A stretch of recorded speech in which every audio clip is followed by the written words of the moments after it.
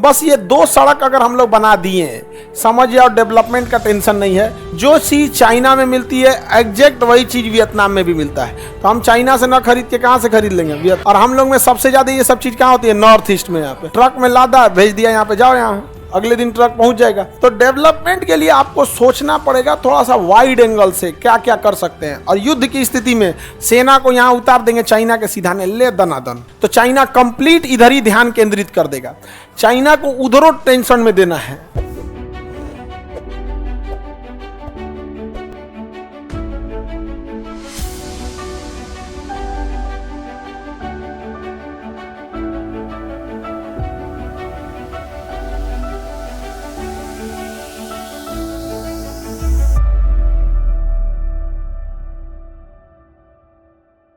हम लोगों के पास डेवलपमेंट की अपार संभावनाएं हैं। देखो ध्यान से, ये नॉर्थ ईस्ट है, यहाँ कोई जल्दी जा नहीं रहा है व्यापार के लिए। यहाँ से एक सड़क लेके म्यांमार, लाओस और हनोई तक चले जाना है। दूसरी सड़क नीचे मलेशिया होते हुए, थाईलैंड होते हुए यहाँ आपका सिंगापुर चले जाना है। बस ये 2 सड़क अगर हम लोग बना दिए, समझिए, और डेवलपमेंट का टेंशन नहीं है। रीजन समझो, जो चीज़ चाइना में मिलती है एग्जैक्ट वही चीज़ वियतनाम में भी मिलता है। तो हम चाइना से ना खरीद के कहाँ से खरीद लेंगे? वियतनाम। चाइना से ना खरीद के कहाँ से खरीद लें? वियतनाम से।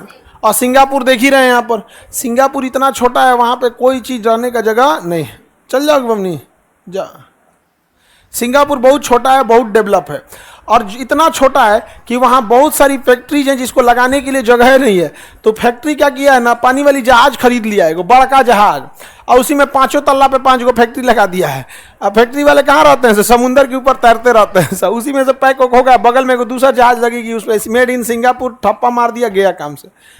अब वहाँ पे ना सब्जी, अनाज, ये सब चीज़ें नहीं होती, इतना छोटा जगह है। और हम लोग में सबसे ज़्यादा ये सब चीज़ कहाँ होती है? नॉर्थ ईस्ट में। यहाँ पे अब बताओ, यहाँ से हम लोग का अगर सामान रहेगा, ट्रक में लादा, भेज दिया, यहाँ पे जाओ, यहाँ अगले दिन ट्रक पहुँच जाएगा। और ज़्यादा दूरी भी तो नहीं है। अब सोचो ना, केरला का नारियल यहाँ पहुँच जाता है ना, केरला का नारियल यहाँ पहुँच जाता है कि नहीं पहुँच जाता है? पहुँच जाता है। तो अगर हम लोग का यहाँ से केरला का नारियल जब यहाँ पहुँच सकता है, उतने डिस्टेंस तो ये हनोई यहाँ पड़ेगा और यहाँ पड़ जाएगा, नहीं हो जाएगा। तो डेवलपमेंट के लिए आपको सोचना पड़ेगा थोड़ा सा वाइड एंगल से, क्या क्या कर सकते हैं। और युद्ध की स्थिति में सेना को यहाँ उतार देंगे चाइना के सीधा ने ले दनादन, और नहीं तो चाइना कंप्लीट इधर ही ध्यान केंद्रित कर देगा। चाइना को उधरों टेंशन में देना है। उधर भी जब चारों ओर से बिखर जाएगा तब थोड़ा सा राहत आएगा। तो अभी पता नहीं क्या कर रहे हैं हम लोग।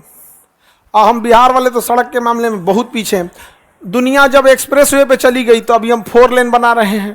खैर, हमारे यहाँ 4 लेन ही चाहिए, क्योंकि अपने यहाँ पर कैपिटा इनकम इतना कम है कि बहुत कम लोगों के पास 4 व्हीलर है।